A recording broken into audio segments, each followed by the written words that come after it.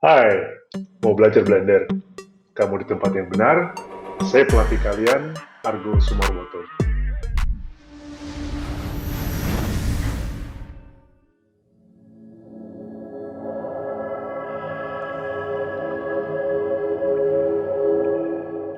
Oke, yuk kita mulai. Kita akan mulai dengan delete objek yang ada di sini. Caranya dengan klik objek dan klik delete, jangan klik backspace ya. Kalau udah ada di seleksi objeknya seperti ini, klik delete, lampunya juga kita delete, dan kamera kita juga delete. Jadi kita akan ditinggalkan dengan kanvas 3 dimensi ya, seperti ini. Kita sekarang berada di object mode. Kita bisa melihat di sebelah kiri atas.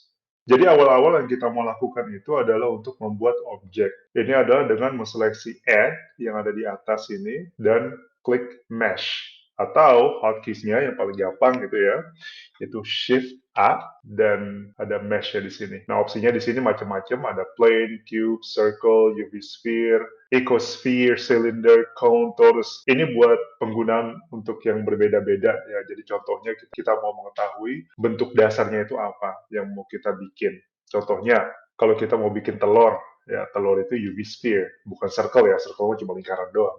Jadi UV sphere itu buat bikin telur. Kalau mau bikin kertas, itu plain. Kalau mau bikin roda, itu torus. Karena kita mau bikin angklung, berarti bentuk yang paling dekat adalah bentuk silinder. Jadi kita klik yang silinder. Seperti ini. Setiap kali, jika membuat bentuk, kita harus lihat spek dimensi aslinya itu seperti apa. Karena kita seringkali melihat benda di layar monitor seperti ini ya, dan kita nggak tahu ini aslinya tuh sebesar apa sih. Nah, jadi caranya untuk melihat atau mengetahui bentuknya itu seperti apa, kalau kita klik ada di bawah sini yang namanya Add Cylinder, kita bisa klik di situ. Dan di situ ketahuan ya radiusnya berapa, depth-nya berapa. Kita mulai dari radius dulu deh. Radiusnya ini otomatis dari Blender sudah diberikan langsung 1 meter. Itu radius tuh ya, radius itu bukan diameter itu. Jadi besarnya itu lingkarannya itu ya sekitar 2 meteran. Terserah kalau misalnya kalian mau bikin angklung yang bisa dipajang di bundaran HI, silakan. Tapi kalau buat sekarang kita coba seakurat mungkin sama bentuk aslinya ya. Jadi angklung itu kalau kita lihat ya spek aslinya tuh berapa sih? Oke, nah ini kalau saya cek di Google, dibilang katanya tingginya itu 30 cm, lebarnya itu 16 cm. Ketahuan lah itu seberapa besar dia. Dan itu bukan 2 meter sama sekali, apalagi depth itu ya tingginya 2 meter. Jadi coba kita rubah di sini. Saya akan ngikutin itu aja deh. Kita coba radiusnya di 5 cm.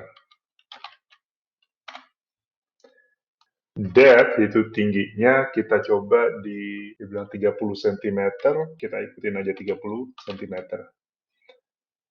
Klik OK, jadi bantet. Bentuknya bantet ya. Oke, nggak apa-apa sih. Tapi kita bisa adjust ini vertices. Kalau vertices itu adalah garis-garis yang kalian lihat di sini ya. Ini, kita bisa adjust dulu deh ini sekitar kayak 20 cm, apa, 2 cm ya. 20 cm, 20 cm. Saya sekarang kadang suka bingung gitu, ada 0,02. Coba kita 2 cm di sini. Ya, masih gitu kok, betul itu saya tadi. Itu masih kelihatan masih terlalu tebal juga. Tapi paling nggak kita udah dapet tingginya ya yang akurat. Jadi kita udah tahu lah. Vertices. Jadi gini, kenapa saya mau ngebikin ini seakurat mungkin dulu buat sekarang? Karena ini penting kalau kita ngebuat 3 dimensi. Suatu saat kamu nanti mau di print, kalau misalnya ukurannya itu tidak akurat, kamu nanti akan bolak-balik. Jadi dari awal mendingan udah tahu duluan gitu loh, ini ukurannya mau berapa. Kalau misalnya mau di print itu nggak terlalu banyak yang dirubah. Vertices itu adalah garis yang vertikal yang kalian lihat di sini. Jadi verticesnya itu sekarang otomatisnya cuma ada 32, jadi ada 32 garis ngelingkarin silinder ini. Jadi sistemnya sebenarnya ini orang-orang selalu bilang, oh kalau misalnya kita mau membuat sesuatu semulus mungkin harus sebanyak-banyak mungkin, jadi kita maunya sebanyak mungkin, jadi supaya lebih mulus. Enggak, jangan sama sekali seperti itu. Kita mau seminimal mungkin di mana bentuknya itu tidak berubah. Ya, jadi kalau misalnya saya bikin minimal saya bikin 3 deh. Oke, itu udah merubah bentuk namanya dia. Si, ya, bentuknya udah berubah. Kita nggak mau itu. Kita mau bentuknya masih seperti silinder. Jadi kalau kita tambah ya, sekitar 20 sih, 20 itu udah cukup. 19, 20. Oke, sekitar 20 itu sudah cukup. Jadi bentuknya itu tidak berubah dan itu masih kelihatan seperti silinder. Ya. Kalau di sini yang end gun ini bedanya cuman biasa kan ada yang triangle fan sama end gun. Kalau end gun itu di atas sisinya ini itu nggak ada garis sama sekali ya. Kalau misalnya kita mau pakai triangle fan, nah, itu nanti bentuknya seperti kayak potongan pizza gitu loh. Kalau pizza itu kan biasanya kan ada potongannya. Nah, seperti itu. Kalau buat saya sih nggak begitu berguna ya. Apalagi kalau buat sekarang, jadi kita masih bisa pakai end gun. Dan kita klik, oke. Seperti itu. Oke, kita udah dapat. Jadi coba kita ke edit mode ya sekarang. Jadi kita masih ada di object mode. Kita bisa ke yang namanya edit mode. Atau kalau kalian mau itu hotkeys-nya itu pakai tab. Dan kita akan sering banget ini akan bolak-balik tab dari object mode ke edit mode seperti ini. Oke. Kita deketin aja supaya kalian bisa kelihatan ya. Tadi kita kan membicarakan mengenai vertices ya. Vertices itu garis-garisnya seperti yang kalian lihat di sini. Logikanya adalah seberapa banyak vertices yang ada di sini, itu lebih berat juga komputer kalian itu bekerja. Makanya dianjurkan, atau saya ngasih tahu sama kalian, itu kalau ngerjain Blender, itu jangan terlalu banyak, seminimal mungkin di mana bentuknya itu tidak berubah. Kalau dari Blender sendiri sih ya, itu spek komputer itu RAM-nya itu yang 4 GB, supaya Blender-nya sendiri itu nggak sering hang gitu loh, atau sering froze. Kan sebel juga ya kalau kita misalnya udah ngerjain Blender-nya tuh udah sampai 2 jam, sudah sampai 3 jam, tiba-tiba hang, terus mati, terus harus mulai lagi dari awal gitu kan. Jadi sebisa mungkin, seminimal mungkin itu bentuk vertices-nya, dan ya speknya sih ya emang ini standarnya, tapi saya sih kalau misalnya mau menganjurkan mungkin bisa di atas dari 4 GB. Nah, di Blender sendiri itu kalau kita misalnya balik ke object mode ya, di sini ada alat yang membuat objeknya itu kelihatan mulus ya. Jadi pas kita mengerjakan itu tidak berat ya, tapi masih kelihatan mulus untuk di layar aja. Jadi dikasih tahu ini loh, seperti ini loh nanti kalau misalnya di render. Jadi kita juga pas ngerjain nggak begitu berat, tapi ini juga sudah kelihatan maksimal. Bagusnya di opsi ini, apa yang kita pandang itu akurat untuk render, dan komputer bekerja juga tidak terlalu berat selagi kita aktif mengerjakan. Ini saya kasih dulu ya contohnya ya supaya kalian mengerti. Saya coba bikin objek yang lain. Shift A, supaya ada ini aja deh, kita coba pakai kayak Vsphere aja deh. Vsphere aja gede lagi. Saya kecilin dulu ya supaya kasih lihat contoh. Jadi gini, kalau misalnya saya mau membuat benda ini jadi mulus, itu gampang, tinggal klik yang mouse sebelah kanan, klik Shade Smooth, sudah jadi mulus. Gitu. Tapi ini berbeda dengan silinder. Ini makanya challenge-nya ya untuk silinder itu adalah karena di sisinya ini berbeda vertices, ya vertices itu berbeda, jadi Blender itu masih tidak begitu bisa ngebaca. Contohnya ya, kalau saya samakan sama yang UV Sphere ini, Shade Smooth, dia hasilnya akan jadi seperti ini. Karena dia nggak bisa membaca sudut-sudutnya yang di pinggiran. Ya, yang sebenarnya sih sebenarnya kelihatan ya kalau kita melihat seperti ini. Tapi kalau sebenarnya di sini jadi hilang. Nah, ini di mana yang challenge yang akan kita diskusikan untuk hari ini. Oke, jadi kita akan delete ini dulu.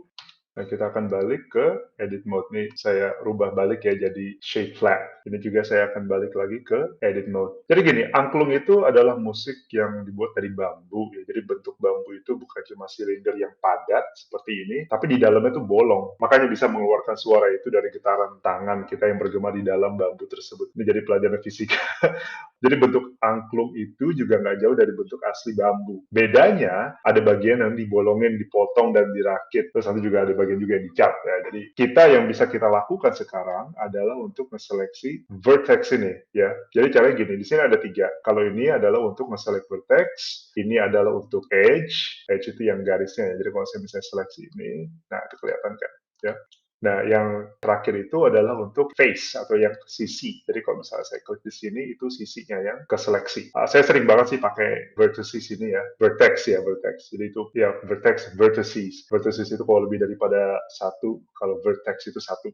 Oke, jadi kalau saya misalnya ini coba ngeklik bagiannya cuma satu-satu aja, satu poin, satu poin, satu poin gitu loh. Nah, jadi yang kita mau lakukan adalah untuk menghilangkan bagian sisi ini dan sisi yang di bawahnya dulu. Caranya adalah dengan ambil tadi yang sisi tadi seperti ini dan diklik delete. Nah, di delete ini dia nanti minta request mau delete yang mana nih? Yang vertices, edges atau face. Kita mau yang face. Jadi sudah di delete sama yang akan saya lakukan di bawah. Delete faces. Oke. Nah, kita akan ditinggalin dengan bentuk seperti ini. Oh ya, sama satu lagi saya yang belum kasih tahu kalian itu adalah seleksi di select box ini.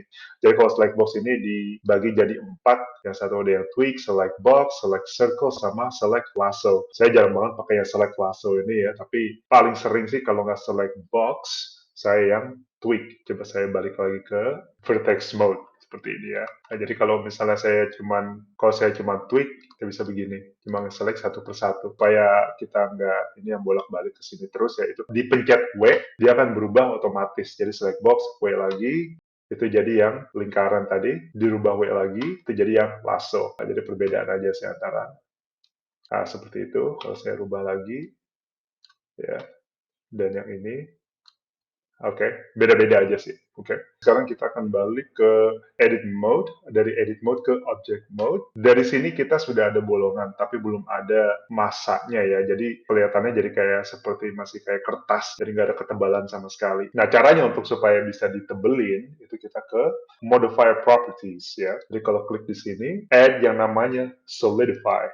Oke, nah di solidify ini sudah kelihatan ya ketebalannya, kayak menurut saya sih masih agak terlalu tebel ini. Ini bisa kita kurangin dari yang thickness-nya ini. Coba kita di 0,7 deh. Nah, itu lumayan ya, lumayan cukup ya segitu. Nah, seperti yang kita lihat di bagian lingkaran di sini ya, itu masih agak kasar.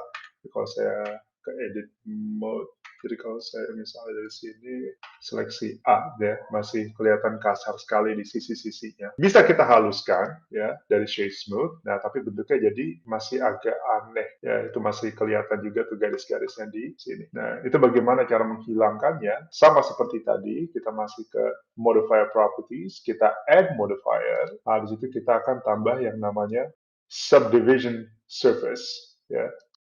Oke, nah ini jangan kaget bentuknya emang agak aneh. Ini karena Blender itu ngebaca modifier itu kayak ngantri ya, kalau misalkan mungkin bisa lebih dimengerti.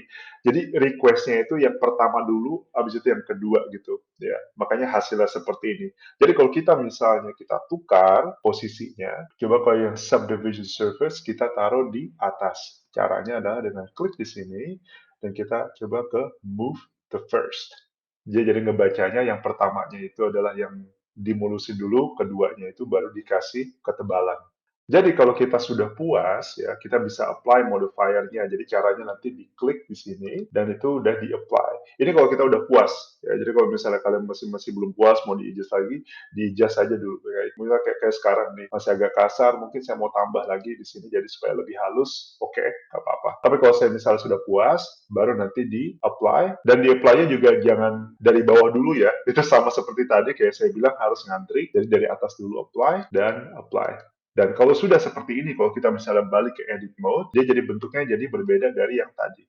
Itu bentuknya jadi seperti ini. Jadi seperti yang sudah saya jelaskan, kalau modifier properties tadi itu hanya untuk tampilan layar.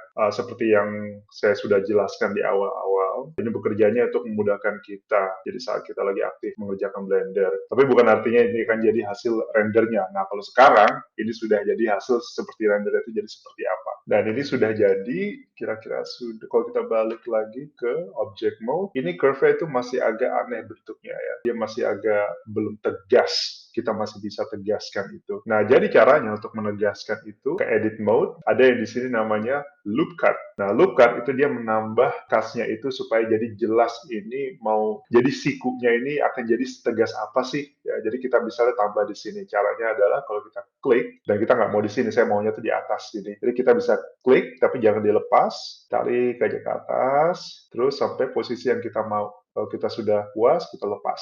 Sama dengan posisi yang di sini, istilahnya tuh kayak apa, dikunci gitu. Oke, sama seperti itu. Sama yang di dalamnya juga saya mau. Oke, dan saya mau di dalamnya. Kebetulan di dalamnya nggak bisa kelihatan. Jadi ada caranya supaya kita bisa melihat di dalamnya. Yang X-ray mode. Nah, tapi kalau hotkeys-nya Alt Z. Jadi kalau misalnya Alt Z, itu sudah terlihat di dalamnya seperti apa. Kalau sekarang saya mau agak ngebingungin ya, tapi apa paling nggak dia kelihatan gitu loh. Nah, dari dalam sini tekan, dia akan ke atas dan saya kunci gitu ya. Oke, saya balik lagi ke Alt Z-nya ya, jadi supaya solid mode, tab, sudah kelihatan jauh lebih jelas bentuknya. Dan ini apa bisa saya atur gitu loh. Jadi misalnya kalau saya nanti berubah pikiran, mau merubah, ininya lingkaran masih terlalu tegas, mungkin saya mau agak dibikin lebih ada lekukan gitu loh. Silakan. Jadi kita bisa melakukan itu kalau misalnya saya kesini ya.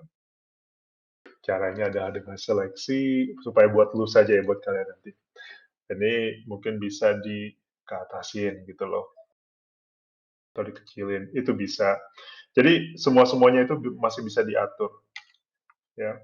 Jadi dia lebih ada lekukannya lah. Itu masih bisa diatur, semuanya itu lebih enak dengan cara seperti ini. Oke, sekarang saya akan undo ya. Caranya undo itu adalah Ctrl Z. Dan saya akan melakukan hal yang sama di bagian bawah. Kita kasih loop cuts. Oke, silindernya sudah kelihatan cukup rapi, ya, sudah bolong. Sudah aman kok kayak gitu. Oke, sesi ini cukup sampai di sini. Bapak cuma segini ya, cuma bikin satu objek doang. Karena ini bikin silinder bambu, ini bagian yang paling terpenting. Tapi kalau kalian masih kuat, silakan aja lanjut ke sesi berikutnya. Terima kasih telah menyaksikan video ini. Semoga bermanfaat. Jika kalian merasa tutorial ini membantu, silakan di-subscribe supaya kalian tidak ketinggalan untuk sesi video yang terupdate. Saya Argo Sumoroto, sampai ketemu lagi. Selamat berkreasi.